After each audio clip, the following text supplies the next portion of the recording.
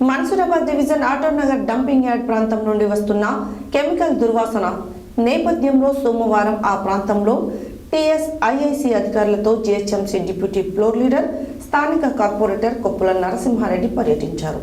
ఈ సందర్భంగా కార్పొరేటర్ మాట్లాడారు.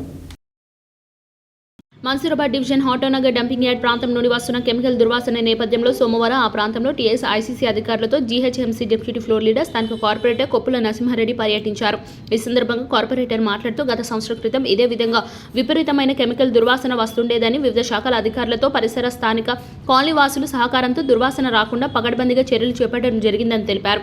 ఈ రోజు కెమికల్ దుర్వాసన గురించి అధికారులతో మాట్లాడిన నేపథ్యంలో చలి ఉష్ణోగ్రతకు అటవీ శాఖ ప్రాంతంలో నిల్వ ఉన్న నీటి ద్వారా దుర్వాసన వస్తుందని సమాధానం చెప్పారని, డ్రోన్ పరికర సహాయంతో స్ప్రే చేయించి దుర్వాసన రాకుండా చర్యలు చేపడతామని అన్నారు. ఆటోనగర్ డంపింగ్ రోడ్లో ఉన్న డిస్మాంటిల్ వ్యర్థాలను, చెత్తాచెదారాలను లిఫ్ట్ చేస్తానని చెప్పారు.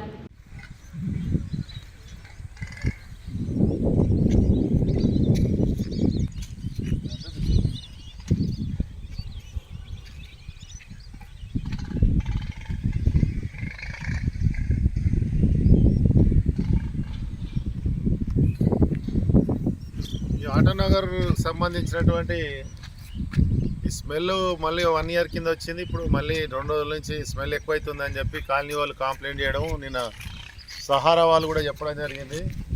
నీళ్ళైతే తగ్గినాయి.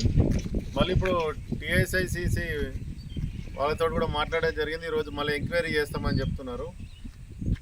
ఇందులో ఉసుక లారీల డిస్మెంటల్స్ ఇవి ఈ చెర్లకి వెళ్ళి తీసుకొచ్చినటువంటి కూడా విపరీతంగా ఓసిరి ఇవన్నీ కూడా ఈరోజు తీపిచ్చేసేస్తాము. స్మెల్కు మళ్ళీ గతంలో ఏ విధంగా అయితే ప్రాసెస్ చేసారో ఆ విధంగానే చేసే విధంగా ప్లాన్ చేయాలని చెప్పి అనుకుంటున్నాం. ఈ రోడ్లో కూడా ట్రాఫిక్ తగ్గింది బాగా. ఇక్కడ నుంచి ఎంక్వైరీ చేస్తాం. ఇక్కడ కెమికల్ లారీలకి ఏమైనా వస్తాయేమో చూడాలి. ఈ 2 రోజుల నుంచి స్మెల్ పెరిగింది. దీన్ని కంట్రోల్ చేసే విధంగా మళ్ళీ అధికారులతో చర్చించడం జరుగుతుంది.